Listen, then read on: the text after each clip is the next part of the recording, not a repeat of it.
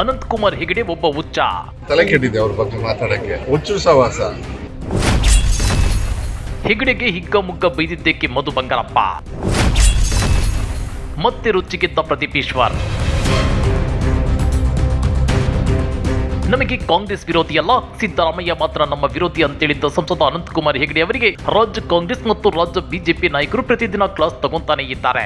ಇವತ್ತು ಸಚಿವ ಮಧು ಬಂಗಾರಪ್ಪ ಕೂಡ ಕ್ಲಾಸ್ ತಗೊಂಡಿದ್ದು ಸಂಸದ ಅನಂತಕುಮಾರ್ ಹೆಗಡೆ ಒಬ್ಬ ಹುಚ್ಚ ಅಂತೇಳಿ ಟೀಕಿಸಿದ್ದಾರೆ. ಜೊತೆಗೆ ಹಿಗ್ಗಮುಗ್ಗ ವಾಗ್ದಾಳಿ ನಡೆಸಿದ್ದಾರೆ.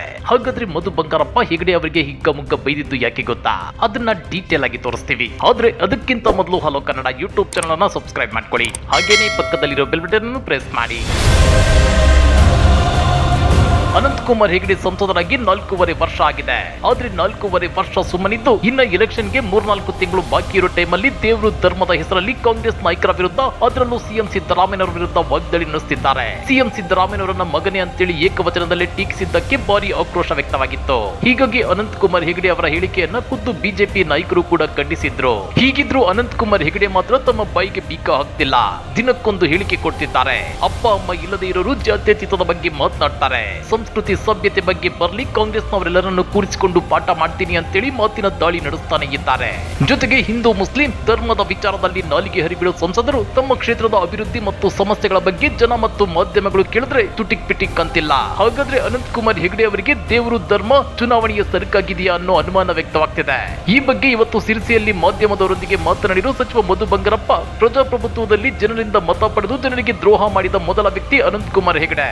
4 ವರ್ಷ ಕುಳಿತುಕೊಳ್ಳೋದು, ಆಮೇಲೆ ಜನರ ವಿಶ್ವಾಸಕ್ಕೆ ಮೋಸ ಮಾಡೋದು. ಪ್ರಜಾಪ್ರಭುತ್ವದ ಬಗ್ಗೆ ವಿರೋಧ ಮಾಡಿದವರಿಗೆ ನಾವು ಧಿಕ್ಕಾರ ಮಾಡಲೇಬೇಕು. ಜನ ಅವನನ್ನ ಬದಲಾವಣೆ ಮಾಡುತ್ತಾರೆ ಅಂತೇಳಿ ಏಕವಚನದಲ್ಲೇ ಆಕ್ರೋಶ ವ್ಯಕ್ತಪಡಿಸಿದ್ದಾರೆ. ಬಿಜೆಪಿ ಅವನಿಗೆ ಟಿಕೆಟ್ ಕೊಡಬೇಕು, ಆಗ ನಾವು ಅವರನ್ನ ಉಪಚಾರ ಮಾಡೋಕೆ ಬರುತ್ತೇವೆ.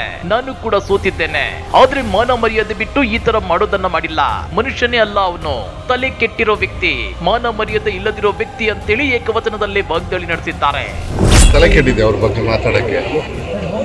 ಹುಚ್ಚು ಸವಾಸ.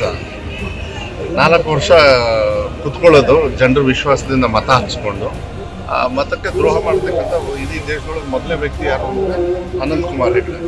ಪ್ರಜಾಪ್ರಭುತ್ವದ ಬಗ್ಗೆ ಬದಲಾವಣೆ ಮಾಡ್ತೀನಿ ಅಂತ ಹೇಳಿ ಅಂಬೇಡ್ಕರ್ ಅವ್ರ ಬಗ್ಗೆ ಹೇಳಿರ್ತಕ್ಕಂಥವ್ರಿಗೆ ನಾವು ಧಿಕ್ಕಾರ ಮಾಡಲೇಬೇಕಾಗ್ತದೆ. ಈಗ ಜನರು ಅವನ್ನ ಬದಲಾವಣೆ ಮಾಡ್ತಾರೆ. ನಾನು ಹೇಳೋದು ಬಿಜೆಪಿ ಅವರಿಗೆ ಸೀಟ್ ಕೊಡಬೇಕು, ಅವರಿಗೆ ಬರ್ತೀವಿ ನಾವು, ಅವ್ರನ್ನ ವಿಚಾರ ಮಾಡೋದು. ಇತ್ತ ಶಾಸಕ ಪ್ರದೀಪ್ ಈಶ್ವರ್ ಮತ್ತೆ ರಿಯಾಕ್ಟ್ ಮಾಡಿದ್ದು, ಸಂಸದ ಪ್ರತಾಪ್ ಸಿಂಹ ಮತ್ತು ಸಂಸದ ಅನಂತಕುಮಾರ್ ಹೆಗಡೆ ಅವರು ಯಾವ ಸೀಮೆ ಲೀಡರ್ಗಳು ಅಂತೇಳಿ ಖಾರವಾಗಿ ಪ್ರಶ್ನೆ ಮಾಡಿದ್ದಾರೆ. ಅಲ್ಲ, ನನಗೆ ಅರ್ಥನೇ ಆಗಲ್ಲ, ಯಾವ ಸೀನಿಯರ್ ಲೀಡರು ಪ್ರತಾಪ್ ಸಿಂಹ ಅವರು, ಅನಂತಕುಮಾರ್ ಹೆಗಡೆ ಅವರು?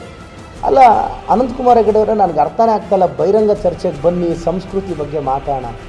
ಸರ್ ಬನ್ನಿ ಸರ್, ನೀವು ಎಲ್ಲಿ ಕರೆದ್ರೆ ಅಲ್ಲೇ ಬರ್ತೀನಿ ಹೇಳಿ. ಶಿರ್ಸಿಗೆ ಬರಲ್ಲ ನಾನು, ಮೀಡಿಯಾದವ್ರಕ ಬನ್ನಿ, ಸಂಸ್ಕೃತಿ ಬಗ್ಗೆನೇ ಮಾತಾಡೋಣ ಬನ್ನಿ. ಈಗ ಮಾನ್ಯ ಪ್ರಧಾನಿಗಳು, ಮಾನ್ಯ ಮುಖ್ಯಮಂತ್ರಿಗಳು ಅವ್ರ ನಡುವೆ ಚರ್ಚೆ ಆಗಿದೆ. ಈಗ ಇವರು ಸಂಸ್ಕಾರದ ಬಗ್ಗೆ ಮಾತಾಡಿದ್ರಲ್ಲ, ಇವತ್ತು ಮಧ್ಯಾಹ್ನ ಮಾನ್ಯ ಗೌರವಾನ್ವಿತ ಪ್ರಧಾನಿಗಳಾದ ನರೇಂದ್ರ ಮೋದಿ ಅವ್ರನ್ನ ನಮ್ಮ ಮುಖ್ಯಮಂತ್ರಿಗಳು ಹೋಗಿ HAL ಆಹ್ವಾನ ಮಾಡ್ತಿದ್ದಾರೆ.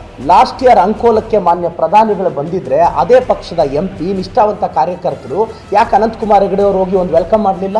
ಯಾಕೆ ಮಾಡಲಿಲ್ಲ ಸರ್?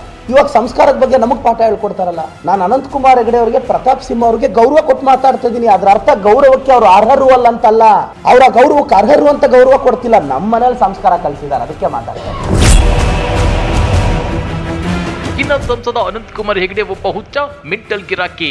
4.5 ವರ್ಷ ಅವರಿಗೆ ವೋಟ್ ಕೊಟ್ಟ ಮತದಾರರನ್ನ ಮರೆತು ಕೋಮದಲ್ಲಿ ಮಲಗಿದ್ರು ಅಂತೇಳಿ ಮಂಡ್ಯ ಕಾಂಗ್ರೆಸ್ ಶಾಸಕ ಗಾಣಿಗ ರವಿಕುಮಾರ್ ಕಿಡಿಕಾರಿದ್ದಾರೆ. ಸಿದ್ದರಾಮಯ್ಯ ಬಗ್ಗೆ ಮಾತನಾಡಿದ್ರೆ ಜನ ಹಿಡಿದುಕೊಂಡು ಹೊಡೆಯುತ್ತಾರೆ ಅಂತಾನು ಎಚ್ಚರಿಕೆ ಕೊಟ್ಟಿದ್ದಾರೆ. ಅದೇನೇ ಇರ್ಲಿ, ಅನಂತಕುಮಾರ್ ಹೆಗಡೆ ಅವರು ಎಲೆಕ್ಷನ್ ಟೈಮಲ್ಲಿ ಮೈಲೇಜ್ ಪಡೆಯೋದಕ್ಕಾಗಿ ದೇವರು ಧರ್ಮದ ಹೆಸರಲ್ಲಿ ಕಾಂಗ್ರೆಸ್ ನಾಯಕರನ್ನ ಕಟುವಾಗಿ ಏಕವಚನದಲ್ಲಿ ಟೀಕಿಸೋದನ್ನ ಬಿಡ್ತಾ ಇಲ್ಲ. ಇದರಿಂದ ಅವರ ಘನತೆ ಗೌರವಕ್ಕೆ ಧಕ್ಕೆ ಬರ್ತಿದೆ.